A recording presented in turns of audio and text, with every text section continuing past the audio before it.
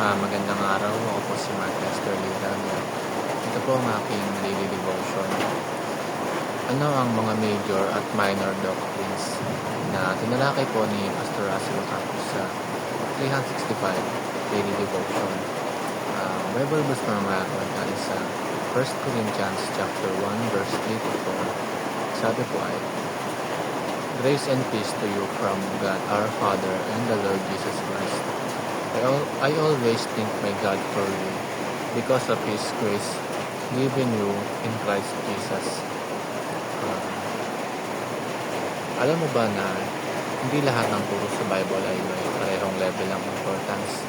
May mga tinawag tayong major doctrines at mayroon din namang minor doctrines. Pero ano nga ba ang pinagkaiba nila?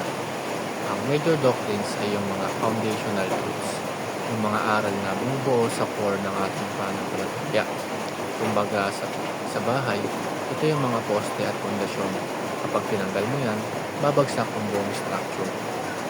Ilan sa mga halimbawa ng major doctrines ay ang pagka-Diyos ni Jesus, ang Trinity, ang kaligtasan sa pamamagitan ni Kristo lamang, ang pagkabuhay niya muli, at ang banal na kasulatan bilang salita ng Diyos.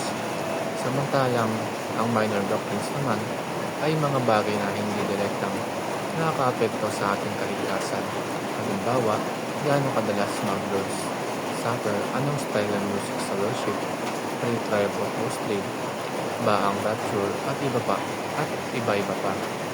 Interesting pag-usapan to, pero hindi siya dapat pagmulan ng bangayan o pagkakahiwalay ng mga Kristiyano.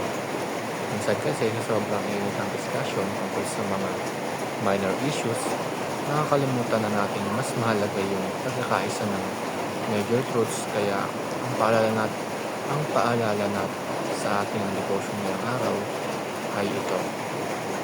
First teaching ngayong araw is Christians must be protective of the major doctrines. Dapat natin ipaglaban, parindigan at pag-aralan ng mabuti ang mga paunahing aral sa Biblia, kasi ito ang saligan ng ating pananampalataya. Kapag mali ang pagkaintindi natin sa major doctrines, pwedeng magulo o maligaw ang direksyon ng ating spiritual life. At ang second teaching is Christians must be lenient in minor doctrines. Hindi lahat ng issue dapat pagawayan. May mga bagay na pwede tayong magkaiba-iba ng pananaw at okay lang yun. Basta pare-pareho tayong naniniwala sa core truths ng gospel. At ang last teaching is Christians must be loving and respectful at all times without compromising the major doctrines. Sa bawat discussion o pagtuturo, kahit pa may disagreement, dapat laging may pag-ibig at respeto. Hindi ibig sabihin ito na isasantabi natin ang katotohanan. Ang ibig sabihin lang, kaya natin magsabi ng totoo sa paraang may grace at humility. Ang lamang.